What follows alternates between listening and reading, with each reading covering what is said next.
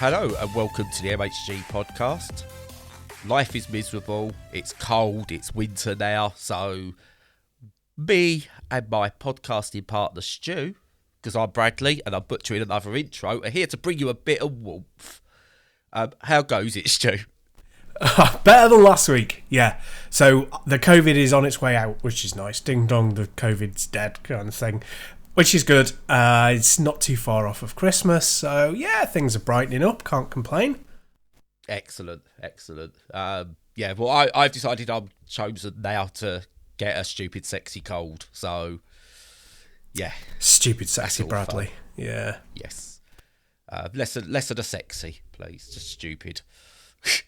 Yeah, well, that's easily accomplished. Yeah. Right, before we get going, little insight into my brain. How an ADHD brain especially decides it doesn't want to work with other parts of the brain and communicate properly. So yesterday, me and Lorraine went into town to get a bit of food shopping and decided to go for a coffee beforehand and everything. So we have our coffee and then we head to Tesco. Other supermarkets exist, blah, blah, blah. Head to Tesco and we're in there and Lo starts telling me, she goes, when I was in here a few days ago, we saw a Charmander with a hat on. Now,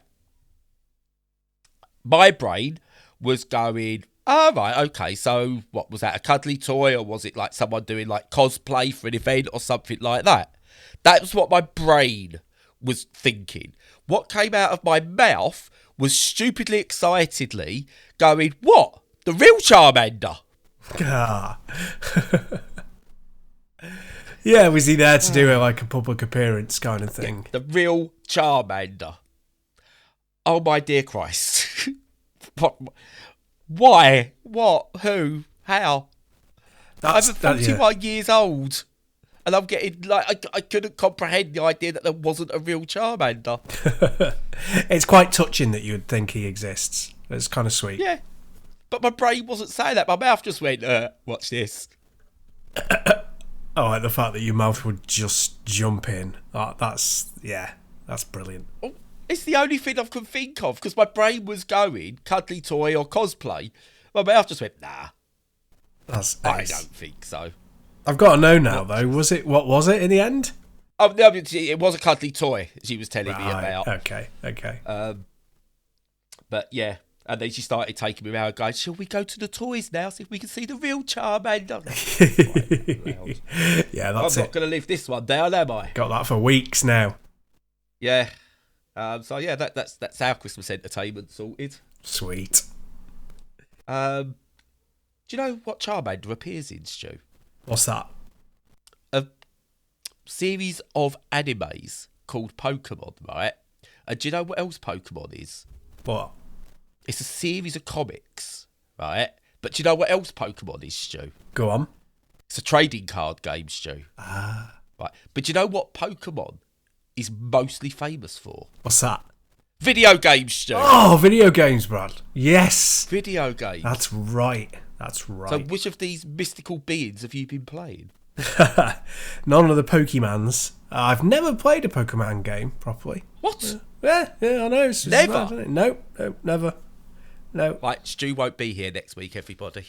It's time to dump me off. Well, it's probably quite a long time past dumping me off. Are you even called Stu? Are you like, what are you? Are you a child? I know, it's terrible. You ever played Fortnite and Call of Duty? I feel like I've let the side down. Yes. Yeah, no, it's never really appealed. But, yeah, maybe one day, you never know. But, such is their popularity, you know what the Pokemons are. This is it. I always will. They're like the Beatles. That's right. Do they still have like a TV show? Is there still like cartoons and stuff? No, obviously you've got John Lennon's dead, so they can't. Oh, I see. Who is the John Lennon of the Pokemons? Ooh, that's a good point. Because I don't know. Because it's like if you Snorlax. Right. I'm going to say Snorlax because he spends quite a lot of time trying to sleep, and John Lennon spent a year in bed. That's right. Yeah. So let's go Snorlax. Cool. We'll go with that. What have you been playing, Stu, apart from no Pokemon? Apart from no Pokemon, a few things. And the first one is a game called Impaler, which has a very, very metal name, which is great. I love it. But it's not as metal as you'd expect. It is an arena shooter, boomer shooter style thing, done in that kind of build engine style of like Duke Nukem, but is brand new. And its wrinkle for a first-person shooter, arena shooter thing, is that you're an impaler. It's really funny, that, isn't it? Like, actually, you know, it ties in nicely. So you got. What is an impaler? So you got two weapons. Your second weapon, as it were, is always like a gun of some doomy type of description. Like, you know, it's like a submachine gun or a shotgun or all that. But your primary weapon, and that you always have, is a gun that fires spikes up from the ground. And the way that the game plays out is it's all about kind of the kind of, what's it called, like an adventure playgroundy kind of thing. It's like there are always blocks dropping from the ceiling or coming up from the ground or coming out from the sides, just reconfiguring and reshaping this space, because you're in, like, it feels like a kind of like a fun house. Yeah, well, yeah, sort of. Yeah, you feel like you're in a kind of big hall that, you know, it's like when you go to like a christening or something, and you've got like this great big empty space, and people try and fill it with as much as they can to make it more fun, and it's kind of like that. And they, you know, I'm watching the screenshots and videos, and you've just said it's like a christening. I now want to go to more christenings. I know, right? If they were more like this, they would be much more entertaining. Oh, yeah. So yeah, it's kind of like things drop from the ceiling, and, as I say, and stuff like that. So there's like barriers, and there's kind of little cages, and it's all played for fun. You know, it's all very OTT and silly and stuff like that, with the sprites, because they're done like sprites, really flat shaded sprites. They're done in a kind of entertainingly over the top kind of a way, and the blood is all over the top and everything. But as I say, the wrinkle comes from the fact that it's this really big space, and it's vertically quite big as well. And you can very, very quickly in the game, you can use your spikes to propel you into the air to get over barriers and stuff like that. So you have to use the barriers to your own effect sometimes, like keep some of the tougher enemies behind them while you're fighting off a load of grunts. Sometimes you have to jump over them so you can get to the creatures to kill them, and they come in waves, you know, so it's a wave shooter as well. The thing is, it's really, really good. It's really fantastic. I've really been enjoying playing it. It's got that one more go factor right up the wazoo, because you unlock stuff, you know, you unlock more weaponry, and then you can choose which one to take into battle. So there's a little tiny roguelite-y kind of aspect to it. The best thing about it is the Impaler weapon is both clever and fun, and never feels either over or underpowered. It always feels like it's doing the right level of damage, so it's satisfying to use, without just being, oh, well, I don't need anything else, or feeling like, oh, I'm nowhere until I pick up this weapon, you know. So the waves are kind of relentless, but you get to judge when you go, like, a little symbol appears when you've completed a wave, and you don't go on to the next wave until you walk through it. So you do have a moment to breathe, but it still feels quite relentless. So in these things, it's always a balancing act, and the developers just got it absolutely nailed on. You know, they've done it really, really well. I'm very, very impressed. There's a lot of skill gone into this. So something I'm tempted to do on the website is to put up a series of awards we will give games, and this will make sense in a second. So we might do it for like games that have good accessibility and stuff like that. It's something I'm planning on doing. Now, we often give an award verbally on the podcast to games that are, let's say, really entertaining, really fun at a certain price. Does this fit into that category? Is it a cup of coffee game? Almost. I think it's slightly more than that even. It's £2.49. Is it? It's ridiculous. By God, That's incredible. I would say that it certainly is that, and the only way it could go from that is up as well. It might become your new obsession and you play it for 20 hours or something. Whereas a lot of our cup of coffee games, we've like, it's got some really good ideas, but it's and it's £2.50, and you play it like now and again, and you'll get some enjoyment from it. Whereas this is like, I would recommend most people buy it because it's great fun and you'll get a lot. Currently on sale at £2.24. That's insane. Its normal price is £2.49. That's ridiculous. It is. I would wait until it goes up in price and give the man some extra money. But yeah, I'm looking at it, and I saw it. I know I gave you the code because I had too much on my plate, and I'm not very good at FPS games, on the whole anyway. But it's like, if I play this and I only get half an hour out of it, I still feel I've had my money's worth. Yeah. It looks so fun. Pick up and play. And like, it's like £2.49. You say, it's a shit cup of coffee price. You're getting a good cup of coffee for that.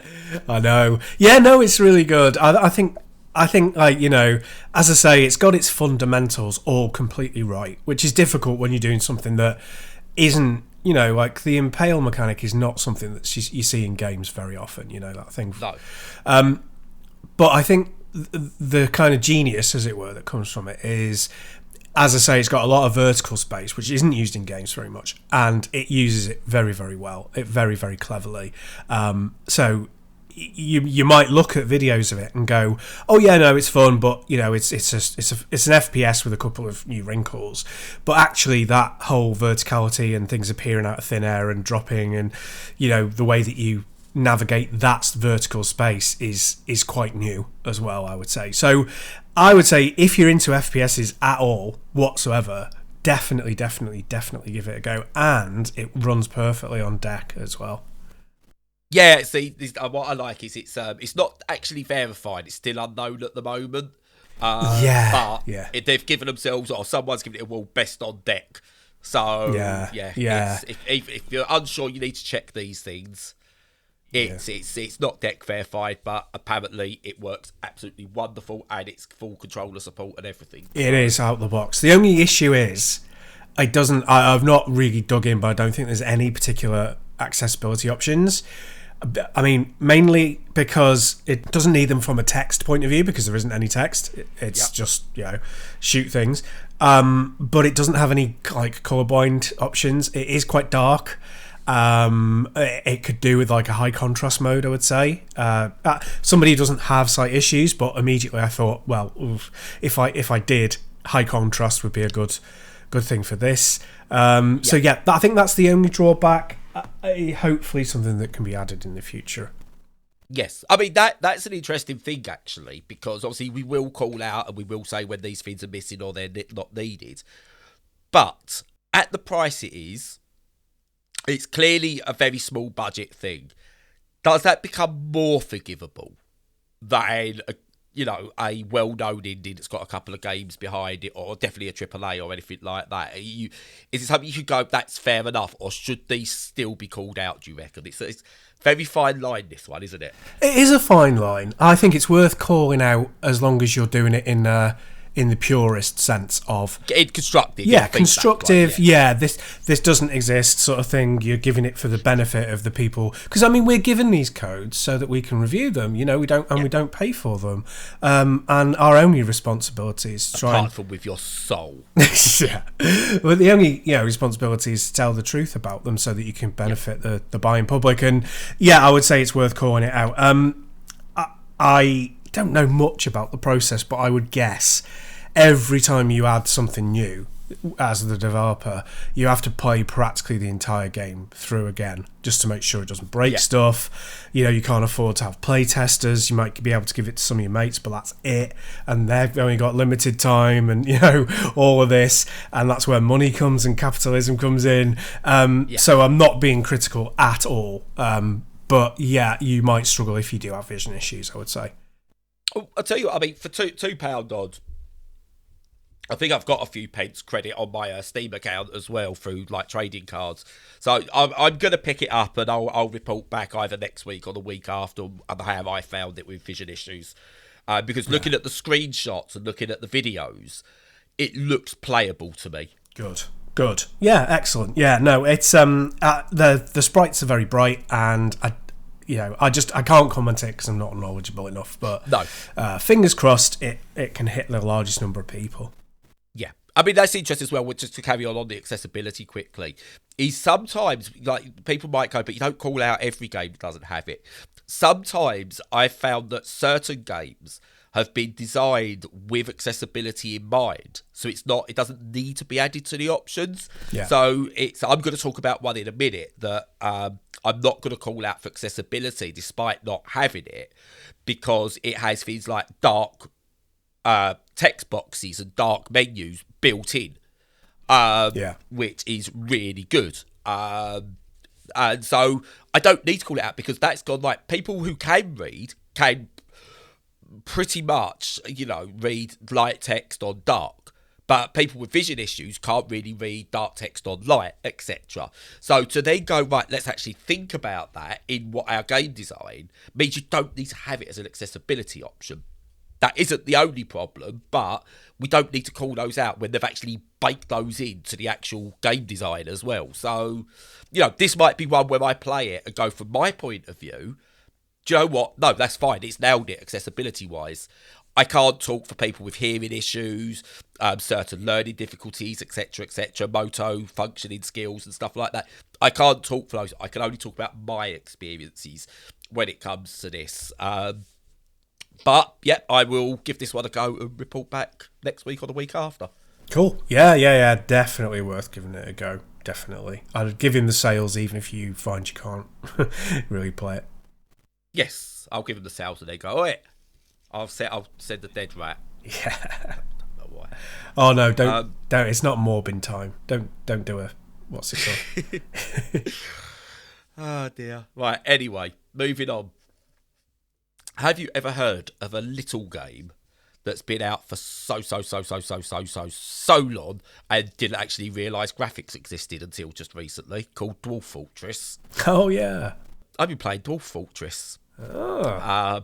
I say to play Dwarf Fortress. I've been trying to understand Dwarf Fortress and my brain is melting. Anyway, right, let's get to it. Dwarf Fortress has been out for donkey's years, and it was ASCII, is it, they used for it? Yeah, ASCII characters, yeah. And it was really popular, but inaccessible to everyone bar about the 6 people who understood what it was. But it became hugely popular, I think, because it was, like, in terms of its systems and stuff like that, it was incredibly in-depth. And I always looked at it and just went, nah. But they've just released a Steam version, or a modern version, whatever they're calling it, which adds graphics, Stu. It's like actual graphics. 2D, top-down, sprite-based graphics, but actual graphics. Right. It's like they've looked at it and gone, the 90s have happened. Only 30 years late. Made. Yeah.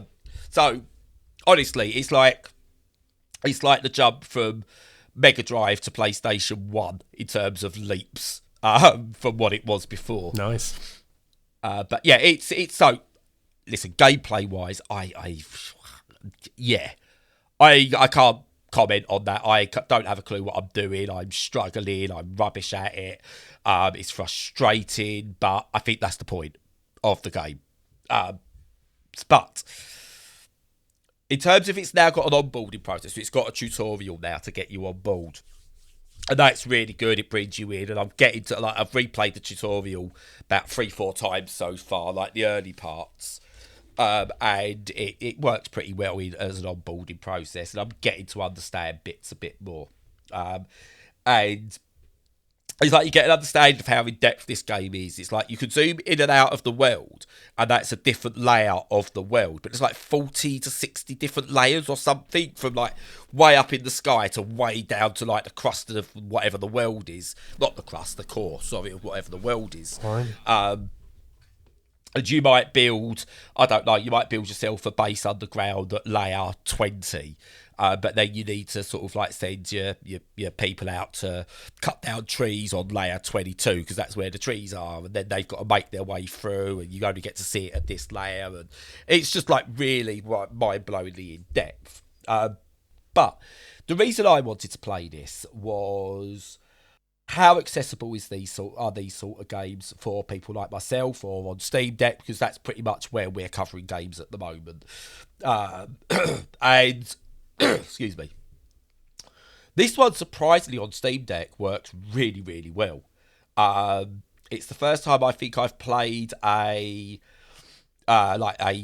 resource management economy colony sim type thing on Steam Deck and not had issues with the menu layout, understanding what's what, etc., etc.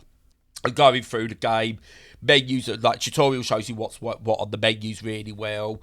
It explains things well, and it's like, it's very much the tutorial is, we want you to build a workshop, and the tutorial basically automatically goes, right, to build a workshop, click this icon or press this keyboard button.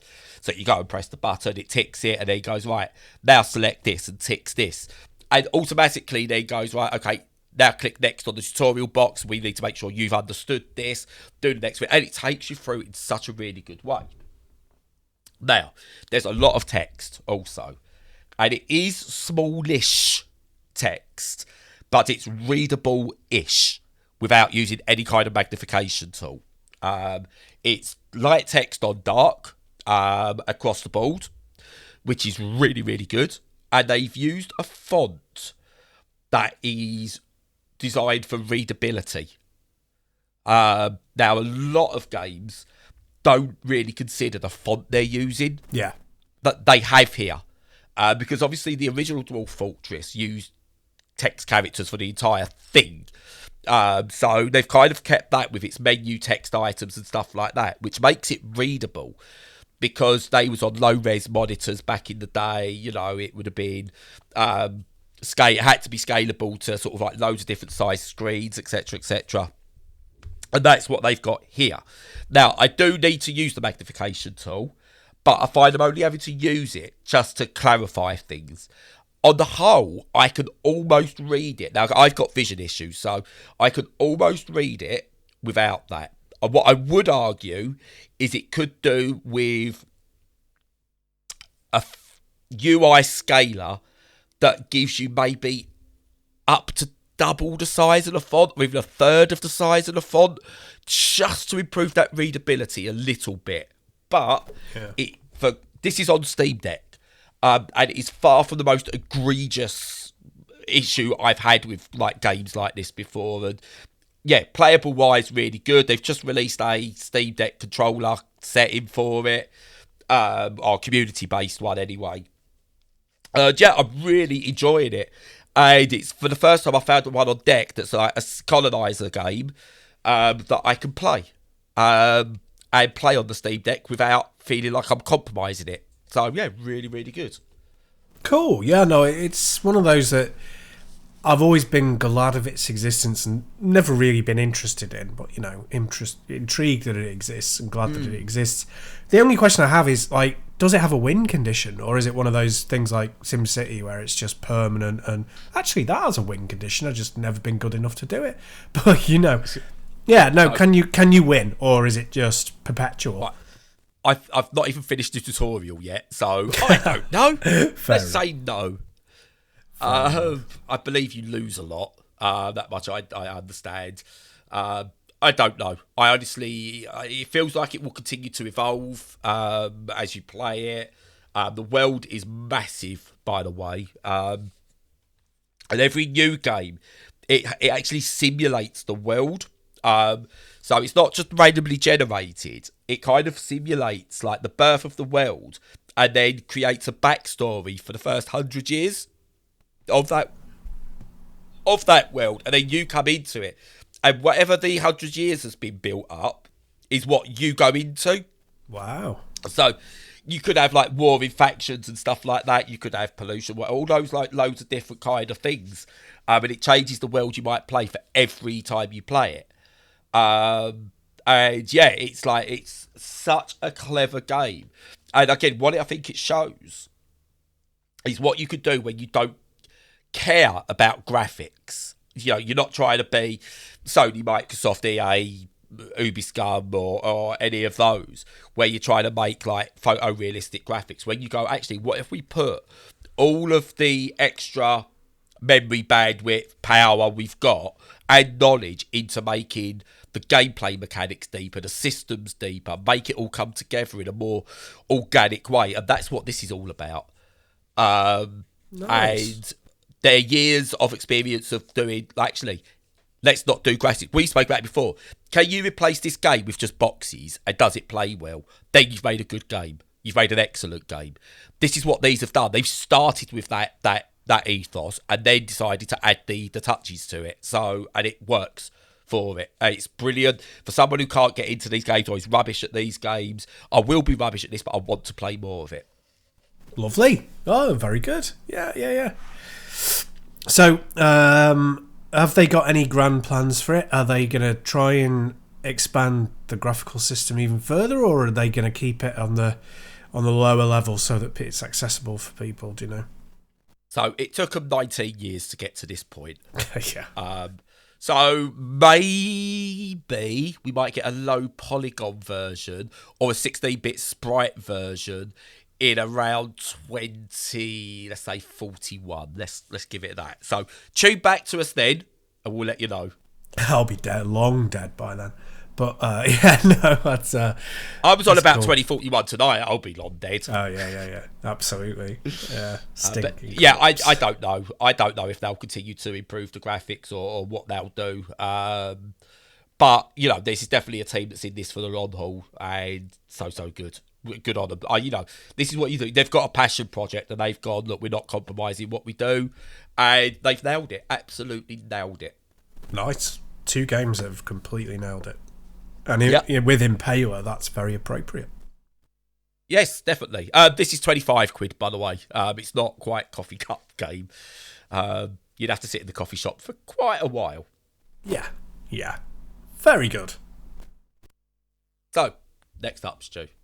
So, next up is one called The Night Witch, as in KNIGHT, which is a strange kind of bullet hell side-scrolling shooter, or kind of a tiny bit like Bang.io, but less arcade focused, a little bit more kind of progressively focused. And so basically what you are is, you're kind of one of an order of witches who is trying to protect their world. There's quite a lot of story to it. I don't really pay a lot of attention. I never really do in these things.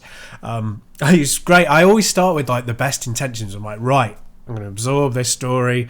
It's going to be important to me. It'll increase my immersion in the whole thing. And after 5 minutes, I'm just like, let me shoot stuff. So yeah, that's exactly what I'm like. And it's published by Team 17. It's gorgeously presented. It's sprite based. It's very kind of edging towards the Vanillaware style of incredibly detailed fairy like sprites. And so what you do is you move from area to area. It kind of has a little bit of an exploration thing going on. And you kind of shoot stuff, but you've got a secondary weapon system which is based around magical items that you have, like magical cards, and you can they're kind of secondary weapons, and they're on a cooldown. You can choose the deck of cards, which is your deck of weapons basically, and you fly/float around, doing the shooty stuff. And it's very, very, very lovely looking, and it's very, very challenging, as you'd expect, because it's bullet hell. So I'm not the best at bullet hell shooters. Like I think the key to bullet hell shooters is recognizing that you have only a tiny hitbox, and you have to get comfortable with letting weaponry, bullets and stuff fly past parts of your character sprite and not go, oh my god, that's going to kill me, and try and dodge out the way, which just gets you killed. And I've never really got over that. I've never really had the confidence. So that, yeah, I'm not very good at them. But it's very gorgeous. It's nicely done. It throws enough different types of enemies at you to be quite interesting, although the bullets tend to be the same as where I've played up to so far. You know, there's no kind of like weird and wacky weaponry I've come up against so far, although, yeah, I'm fairly early on. The only problem, and I say only problem, it's a fairly big problem, is, right, so everyone used to play, or has played, shooters from the 80s or 90s, particularly the 90s, right? Everyone's played them, whether it's... Yeah, your R-types and stuff like that. Yeah. Or, you know, Raiden or anything, you know, anything at all, really. Anything that you've touched upon.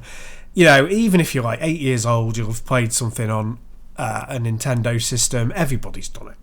And what you'll remember from those games is that your ship is like blue, the backgrounds are grey, the enemies are orange, and the bullets are bright blue, or whatever. And, yeah, okay, it might mean that all these games can kind of blur into one unless you're an aficionado. But the thing is, when you make games really, really difficult, you need bright pink bullets, because you've got to be able to see where they are in your peripheral vision. And Night Witch has not gone for that. It has gone for a thing where, not of realism, because it's cartoonish, but it's more realistic than there should be. There's not separation of that crazy kind of bullets are bright pink variety, and therefore you have to stare much more closely at stuff, see where it's coming from than you should. Now, it's a gorgeous game, but that's kind of form over function. That's kind of aesthetics before, you know, practicality. And it does make it much more difficult than it should be, because sometimes, you know, you're trying to use your peripheral vision and you only notice a bullet and it's right on top of you, sort of a thing. And yeah, I kind of understand where they're coming from, but I think it's a mistake. I don't think there's an option. I'll double check if there's an option in the settings. There should be. You should have the option to change it so that all enemies have like a bright outline, or all the bullets are bright pink or whatever. It just should be done. But it's a good game. The mechanics are good. It looks gorgeous. But yeah, I'd say for a shooter, I think you need to think about that simplicity first before you think about anything else. Yeah, see, right, this is where I struggle with these. You have played a lot of like vertical and horizontal shooters. You quite like those games. This is, you said, a more of a bullet hell. What's the difference, Stu?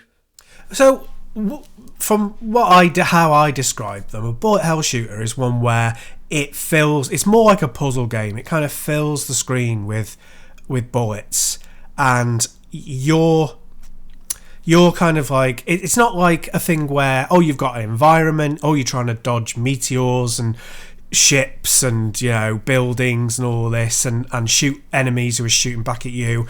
It's more like it's a blank screen of like, no, you don't have to worry about the physical stuff apart from the bullets, and there are always an overwhelming number of them, and you have to navigate through them. That's kind of what it is. That's what a bullet hell is. Right, okay, that makes more sense. So, like, I'm going to pick one of them out, and I'm going to alienate someone who's going to go, that's the wrong one. But it's like 1943 is a pure shooter, vertical shooter, whereas this is more like a Bang-I-O, which is a bullet hell. Yeah, to a degree, yeah. Okay, yeah, I was saying, because I looked at this, and as soon as I saw someone dodging bullets, I just went, I'm giving this to Stu. Yeah. Because it looks to me like, when I saw the name of it, I saw the artwork, I thought, this is going to be some kind of Metroidvania type platformer. I was wrong. It looks like it should be something completely different to what it is. Yes, it does. It has that aesthetic of a of an exploration game, and you do a very minor a bit of exploration when you've destroyed everything in the area. That's the way it plays it, and you have little conversations with characters in the environment and stuff. But that's after the actual gameplay bit has been done. It's quite a novel approach, and it's not a bad idea. I'm not sure how well it all coheres. I need to give it a bit more time. But the core mechanics are really good. I think what they've done really well is that your card system, your secondary weapons that are on cooldown are good. They've got lots of different fire modes. They've got different area effects. They feel punchy. They feel like they have an actual impact. Your controls are good as well, and you've got you pick up a dash move later on. You start with a lot of moves and they get stripped from you, and then you learn what they are and how to use them properly as you go along. But yeah, no, it's got all of the fundamentals down nicely. Yeah, it's quite a satisfying game to play. It's just, as I say, the visuals can make it. They're too good. It's too pretty. Too good for what it is. Yeah. Maybe they need to do an ASCII version. Yeah, I think that would be a good idea. I would say flipping it so that you've got easy to see bullets is the best and easiest thing that they could possibly do. Fair enough. Yeah, it looks interesting. It's just definitely it's way out of my realm, unfortunately. So I don't think it's one I'm even going to attempt, unless I get it, as a humble freebie or something like that at some point. But yeah, no, at the moment, I will not. Yeah. So moving on. A game I did want to talk about, but I've got to wait till next week because of embargo dates. Just missing out was called Wavetail. I look forward to that next week because I really like it. But this week I'm going to talk about a game who's got a title that, tell you what, let's play the Can Brad Pronounce It game. Here we go. It's called Togges, Toggs, Togges, Toggess. I don't know. Togges. Togges. How's it spelled? I don't know. How's it spelled? Togges. Togges? I don't know. Torres. I don't know. Oh. I have no idea. But anyway, what you've got here is a 3D puzzle platformer. Now, here's the thing about me. I love platformers. I love puzzle games. I, for some reason, never really get on with puzzle platformers. Never got on with them. I don't know why. I don't know what's wrong with me or them, but I just never got on with them. So I kind of took this and went, do you know what? It looks fun and cute. So let's give it a go. Let's give it a go and see what it's like. And to my surprise, it's wonderful, this game. Togges, Togges, whatever it's called. The developers are called Regular Studio, but they could do with naming their game a bit more regularly. But it's kind of got this. Before you even get into it, it's kind of when you start the game, it's got this setup, and I'm like, I think I've seen this setup somewhere before. So tell me if you've heard this one before, Stu. So you're this little thing, and you've got to go on these. You're sent down to go on these adventures around this giant world that's giant to you anyway. And there's this like king of a cosmos that needs you to do things to save the galaxy. Bloody hell. Surprisingly, this game called Katamari is a lot easier to pronounce. Yeah, I know. Yeah, that's so ironic. It's the whole setup to it. It's like, yeah, I see what you've done there. Okay, I'm down with it. You have to go to different islands, stroke planets, and it knows what it's doing there, I think. If not, someone should show them what they've done. But yeah, really good game. So the idea is you're this little block thing. You can produce more blocks as you go around the level, and you have to lay blocks down to then get on top of other blocks to reach areas you couldn't previously reach, to make bridges, etc., etc., etc. And it's a collectathon in there as well. And then sort of like puzzles are very much start off simply like, you're on this block here. You got to get over there. There's a gap of 2 spaces. You can only jump 1 space. So lay a block, off you go, jump, away you go. filling this area with blocks, and it'll open up a path, and then you can go to there, build more blocks up, and you can go. And what it does, it's got a mechanic where you get a certain number of blocks that you can use throughout the level. But you can collect things that give you more blocks, etc., etc. So you might lay some blocks down to reach somewhere, but then find a way to have to go back and recover those blocks to use more to go elsewhere, and so on. It's really, really creative with its puzzle structure and layout. There's no time pressure, anything like that. It's just play and discover as much as you want. I'm on about level 4 at the moment of this game, and I can't remember. I think there's like 7. I think it said, and they are massive. You spend ages in these massive levels. It's really, really good, and you do get moments where you just kind of go stuck. Oh, that's what I'm meant to do, which every good puzzle game should do, where you have that moment of going, oh, I get it now. And this has that, plentiful. And it's got really cute characters as well. I really love the Togges, Toe-ges, Toads. Someone tell me how to pronounce that bloody word. And yeah, I just a really enjoyable pick up and play sandbox puzzle platformer that I hope doesn't go under the radar, because there's a lot to like about it. And yeah, I'm enjoying this. I'm going to sit down with Edith one day and play it with her as well, because I think she'll really enjoy it. And yeah, just a lovely, charming game. Brilliant. Yeah, it looks really, really nice. I don't know why they've gone for that name, though, because that's awful. But that seems like the only awful thing about it. The rest of it looks absolutely fantastic. And I think I might have to pick that up, because it's got a kind of Astrobot aesthetic to it, without stealing the characters, but it's got that lovely chunky but soft corners and primary colour kind of a thing. That it reminds me a bit. Also, do you remember Elo Milo? Oh yeah, I do. Reminds me a little bit of that. By the way, that was an underrated game and a half. Yeah, it was good. That was brilliant. I loved it. I might try and find that. Was that on the PSP? No, that was on the Xbox Live Arcade. I don't know if it got a PC release or anything. Yeah.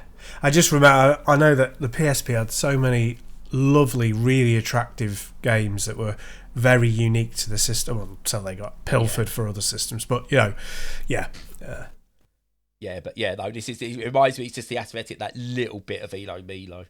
Nice. I say it was a wonderful game. But yeah, this is really, really good. It's not completely like inaccessible in terms of like you will get stuck and like, oh, that's it, I'm done, because it's too frustrating. It does this dangling of a carrot so well. Really, really does. And yeah, I can't recommend it more, in all fairness. If you've got kids, I would say, if you've got anyone between the ages of like 5 to 10, sit down and play it with them, because I think this is a great little family game to have where you can both work out what you're doing. Sweet, yeah. Some high recommendations this week so far. Yeah, a Christmas game, I would say this would be perfect for Christmas Day. Nice. If you've got anyone, you've bought them a Steam Deck and you've got a dock for them, hook it up to the TV. Get a controller going with it, and off you go. Plus, also, if you do that, then you don't have to like do any of the cooking or cleaning or tidying up, because I'm playing with the kids, sort of thing. Well, don't listen. Tip for everybody, right? You don't need to cook a roast dinner. You don't need to do it, right? Cheap out on the Christmas food. You don't need to spend 300 quid on Christmas food for one day. Treat the kids with it. Treat yourself with it. Don't waste food. Yep, no, I agree. Unless you actually plan to eat all the food, in which case, go for it. Yeah, if that's what you want to do, but don't feel you have to do it. Yes. Yeah. Okay. No, I agree with that. Food is the least important part of Christmas. But I just want to speak about one thing, because I know we want to go fairly short, because but for anyone listening, we're recording early today, right? I'm usually still asleep at this time of day, but Stu made me get up so we could, because it's Mel's birthday this week, and he's a good partner and doing things with her, I know, right? I know. That's what happens when you haven't got kids. You can do things like this. I can have fun. Yeah. Well, I can't remember what that is. But yeah. So listen, when it comes to Christmas, right, I'm beginning to hear it already from the haves already, which is your kids won't remember the presents you buy them. They just remember you being there. Yeah, that's all well and good, right? But to the haves, when you're telling the have-nots that this is an amazing new product, this is an amazing new product, your kids will love this, you've got to have this, you need that, you need that, you need that, that's brilliant, that's amazing. And you can't provide that for your kids. The kids just remember being disappointed that they can't get the things that other kids get. So all this, and I'm going to call this, you can bleep this if you want, bollocks, the kids only remember the times you're there. Yeah, that's part of it. You know, what they're trying to say is, do you know what? Still work. That's what they like. Work for them. Work for those kids, so they remember the good you do for. No, be there for them. Treat them as best you can.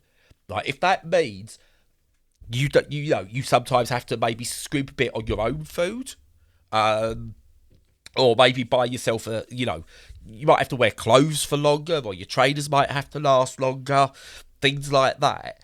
But you can put a smile on your kid's face. Trust me, they remember that. They remember that. I will say this now. We have got to get the car sorted again. The brakes need doing. It's just regular maintenance. Nothing's gone wrong, thankfully, for once. It's regular maintenance. With the MOT due next year. And we've had to pay out money on that. Worst time of the year, obviously. But we're still taking Edith to watch the football on Sunday. Not Liverpool. We're taking her to watch Tottenham women versus West Ham women. But we've dressed it up for her as Coach Matt Beard, the Liverpool coach, wants Edith to go and do a scouting job on West Ham and Tottenham for her. So we can, because we can't get to any Liverpool games at the moment because the Christmas break's coming up. They've all been up in Liverpool the last couple, so we can't get there. So we're doing that, and that Matt Beard's given her a job to do. And, that puts a smile on her face. Because it's like something we can do with her, but people will go, but you don't need to spend money you don't have on that. But yes, you do. You do. Your kids aren't there just to be ornaments. They aren't just there to sit in a living room while you're around with them, feeling like shit because you can't provide the stuff that society says you should provide, but then says, but, if you go push too hard to provide it, you're also a bad parent. Listen. At the end of the day, if your kids are smiling and they're happy, no matter how you do that, you're doing well for yourself. I've had to tell myself this so many times over the past year or so, last couple of years with like COVID and the cost of living crisis and things are getting more and more difficult. You are a good parent. If your kids have a roof over their head, in any fashion, right? I don't mean that in terms of you've got your own place. If you're in a shelter, and you've had to take your kids to a shelter because it's got too difficult. If you're having to go to food banks to get your kids food, you are a good parent. You are not a bad parent, no matter how much society tells you that. People will argue that I did not need to get Lucas a VR headset for his birthday with the help of other family members and things like that. I do not have to get Edith an Xbox for Christmas or anything like that. But me and Lorraine, we don't buy presents for each other. We don't buy for cousins, nieces, nephews, anything like that, friends' kids anymore. We decided and we said we're not doing that because we want to be able to provide for our kids and not have the pressure of providing for other people's kids at Christmas. Don't buy our kids anything. We don't want anything. We will do our kids and that's it. And it allows you to do that. That's where I think the pressure needs to be taken off of people, is what you've got to provide for other people. Just look after your own at times like this. And I don't mean that in a selfish way either. We used to donate quite regularly to food banks. We'd buy a couple of other bits at shopping and stuff like that. And again, this is where people go, but you bought a VR headset. We got Lucas's food for his birthday. This month, last month, probably into next month, we can't afford to add bits to the food bank. Don't feel guilty over that. Because everyone is one bad month away from needing to visit a food bank themselves. Not using a food bank when you don't have to is just as good as providing to the food bank. So if we can stave off us having to use a food bank, that's just as good as us being able to provide for a food bank. So, listen, I know people are suffering. I know people will be feeling miserable about what they can and can't do for their kids. Put the kids first. Do what you can. And just their smile when they get something or you do something for them that they love is worth everything. And no matter what others say about what makes you a good and bad parent, no, ignore that. You know when you're a good parent by those kids. Yeah, no, I completely agree with that. I completely agree. Life is difficult enough, and you really should put your kids first, because if you give them a happy childhood, they're so much better set up for the rest of life and all the challenges that brings. And you know, it is that thing of charity begins at home. You've got to start with yourselves. If you're not in a good place, you and your kids, then you can't really help any other people properly. But you know, guilt is a terrible thing, particularly in our society, with it being so capitalist. You always feel like you should be spending more on other people and spending money on, you know, giving to charity so that you can look after people. But you know, try to be kind to yourselves and put the blame where the blame lies, which of course is on the government, because it is always the government, because we pay. When you look at celebrities as well doing like comic relief and Pudsey Bear things or whatever, going, all you people at home, make sure you're donating. Going, well, yeah, I could not agree more. I could not agree more. It drives me and my wife absolutely spare. Doesn't matter how little, but make sure it's at least a £5. Awful. Awful. These things shouldn't have to exist, and there's a good reason why they shouldn't exist. Henning Vane put it spot on. They don't do charity in Germany. Yeah. The government have to deal with it. The government do. Yeah, which is how it should be. But yes. No, yeah. On the lighter side of the Christmas sort of thing, it's when I was a kid, I absolutely loved it. I was, you know, just like any kid really. If you don't get the thing you're after, it is pretty sad, because there's normally not really anything else that is a substitute. You know, it's kind of like, I don't really want anything else. I just kind of want this thing.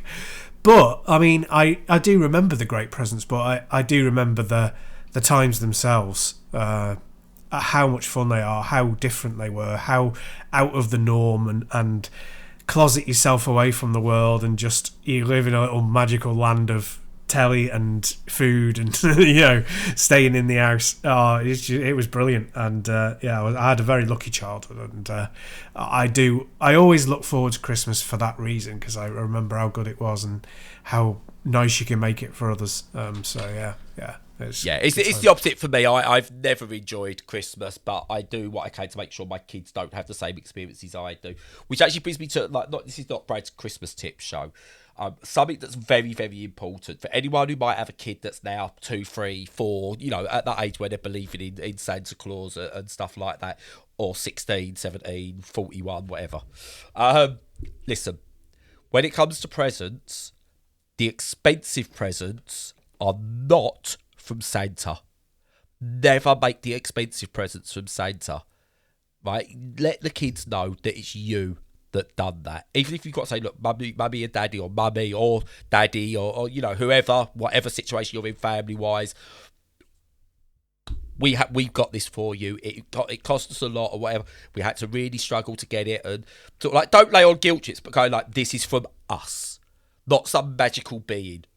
The little things. So that could be, I don't know, maybe you buy your kid a games console. Maybe the game that goes with it is from Santa, not the console itself. Okay, because it's not magical. Because if you can't provide that the next year, why does Santa hate me, Daddy? Yeah. That's a really good tip. What have I done wrong? Why have I upset Santa, Mummy? You don't want to do that. The little things are always from Santa. The big expensive, what they call top tier presents that you will get, they're from you as parents. Yeah. Never change that. That's a really good idea. Yeah, that's a really good way of doing it. Enjoy your Christmases. I've just brought you all down to my level. Nice. Thanks, Bradley. It's always appreciated. I always get these sort of like, you should get a humbug jumper. I went, no, the problem is with those humbug jumpers and stuff like that and the hats that you can get, that suggests that you do actually like Christmas. I don't like Christmas, so don't make me wear that stuff, even the stuff that says I don't like Christmas, because that's you going, oh, I do like it, really. No, I get it. I mean, I really do enjoy Christmas, because we're in a position where we can do whatever we want, as long as we're not working. And unfortunately, I'm working a lot this Christmas, but normally I don't. But yeah, we are fortunate. But I like it when there are kids involved. You know, when I've got a nephew, and I always kind of live vicariously through him and what he gets, and my nieces as well. You know, it's just yeah. But I get it that it's not for everybody. It definitely not. No, that's it. That's why I mean I will always put up a facade for the kids and stuff like that, because it's for them. But boy, I can't wait till they're both grown up, moved out, and I could just ignore it. Yeah, fair I'll have grandkids by then, won't I? Yeah, you'll probably be on your own. You have your little Bob Cratchit doing stuff for you, and you'll be the humbug king. Oh, Tiny Tim's got no legs. Oh, poor Tiny Tim, tough. Exactly. Oh no, I won't make people work, because screw that. Nah. Don't work. No, that's wrong. Only work if you want to work. Yeah. Not all get that. Not everybody gets that choice, sadly. But yeah. Hey, you can work down the mines again, because they're bringing back the coal mines. I can't remember where that's happening, but Michael Gove is bringing back coal mines. Not a surprise. Oh dear. Anyway, on that note, I'm going to shut up now, Stu. Yeah. Well, yeah, I'll be buying some coal to put in stockings for people's presents as usual. You know, if they're lucky, it might turn into a diamond. Yeah, it's like that's up to them. That's Michael Gove and nick that off you. Yeah, no, true. But other than that, yeah, Christmas is coming. If you want to talk about Christmas, or the difficulties around Christmas and the New Year, because a lot of people do face them, then feel free to join our Discord group and talk about anything like that. People were very open and very honest and very happy to chat about anything, about even the difficulties of Christmas that not everybody will acknowledge. So yeah, we're there for you if you need us, and we'll be there over Christmas as usual. Other than that, follow us on all the socials and enjoy our content, and in the meantime, until next time, stay safe and stay sane.